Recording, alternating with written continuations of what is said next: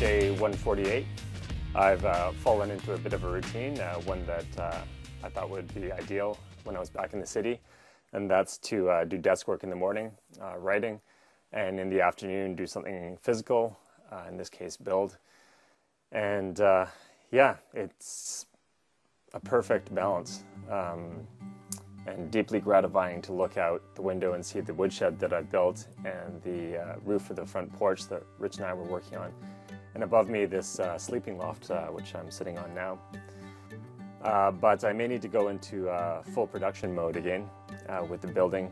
Rich and Lisa leave in a few weeks to go off island to one of their other cabins in North Dakota and in the BC interior.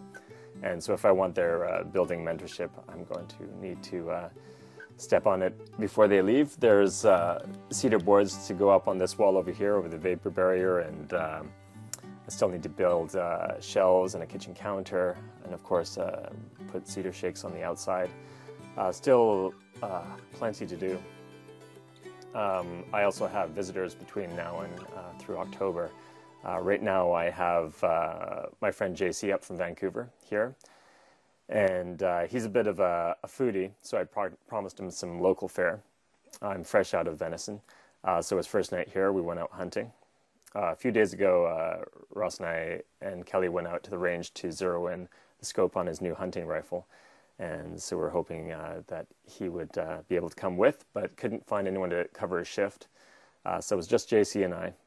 JC had never hunted before, but did a great job as a spotter and got me within 60 yards of a very healthy-looking 2-point buck. I'm ashamed to say that I think I closed my eyes before I pulled the trigger, and so it was a clean miss. And as it turned out, Ross actually got a deer.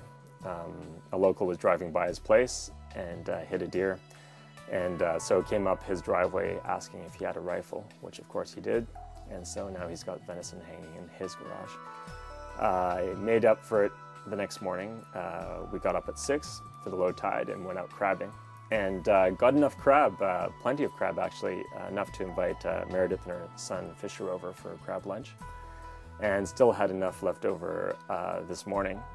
Chris the Mapper had dropped by with some really handsome hardy bull eats, so we fried those up with the crab and fresh onions, or sorry, fresh garlic from Dominic's garden, and had mushroom and crab omelets for breakfast. Life's good. We're headed down south now to find some cedar logs to split some shakes from and take another crack at the hunting. But I'll talk to you next week. Thanks.